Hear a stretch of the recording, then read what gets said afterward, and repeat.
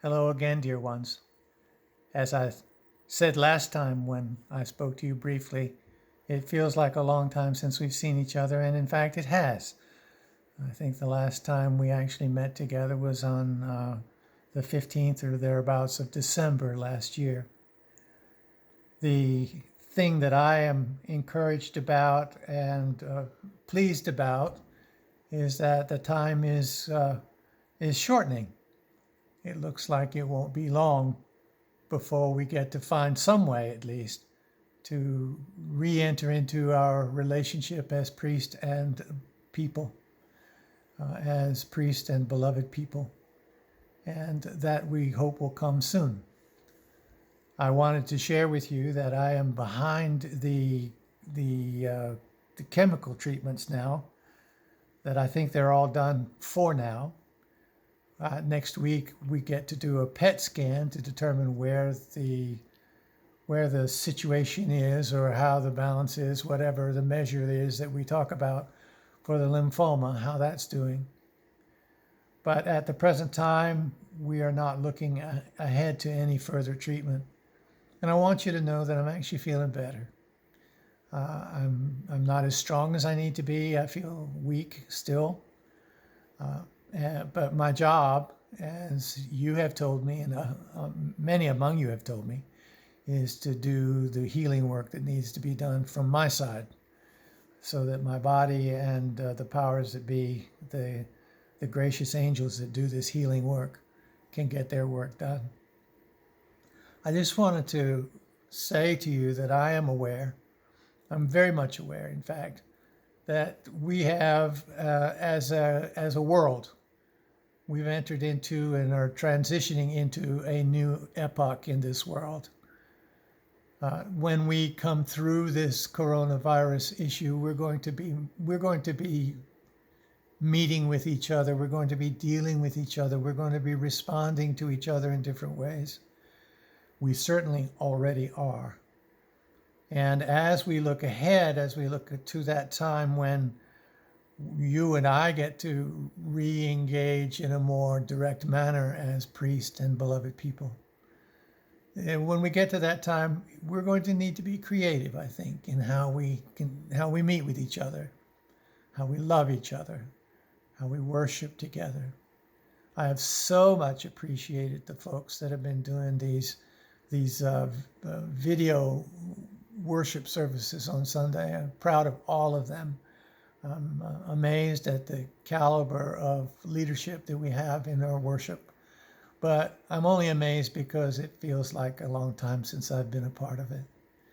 Not because I'm surprised at the gifts and love and ability that is within this group, St. Paul's. I want you to know that that when we do get back together, we're going to have to be creative about how we are together.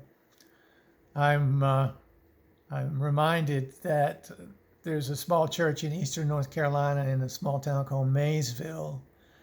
Maysville is the community that sort of brought Stephanie and me together all these almost 30 years ago now. And they have this little Methodist church meets on Sundays in their cars out in a field out in back of the church. The pastor takes his pulpit out and preaches to everybody, and they're in their cars just like the old-fashioned drive-ins, which some of us, not many I know, some of us remember from our days of old. That is really creative. I think he's planning to at some point try to get an FM radio broadcasting device so that people can actually listen to him over the radio in their car while they're waiting. Now that I think is creative. I think it's effective. That people are called to be together is a wonderful thing. I believe we are called to be together, and I'm not sure how we can make that happen.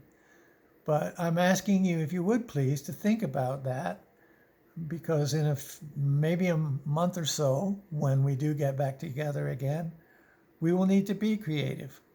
We'll have a lot more information about how much we can meet together, how often we can meet together, whether or not we can meet together as a congregation. But we should give that thought now. We should give thought to how we care for each other. We should give thought to how we pray for each other. But we should also never lose sight of the power and presence of God in our lives. It's really hard when we're living in a house. Stephanie and I are living in a house with a dog and 3 cats that every day gets a little bit smaller, every day gets a little bit tighter. But fortunately, we can still see outside. We can see the beauty of the sunlight. We can see the rain when it comes. We can be aware of the flowers that continue to grow, the trees that bear the leaves, watching the breezes blow, are reminders that the world continues to be created every single day by our beloved one, by the Holy One. You are every day being created by the Holy One. I am every day being created by the Holy One. And that is an act of love. It's an act of supreme love demonstrated to us by the life and ministry and death and resurrection of Jesus Christ. So let me just say to you, I miss you, I love you, and I'm holding you in my heart and in my prayers. So be at peace in the name of Christ. Amen.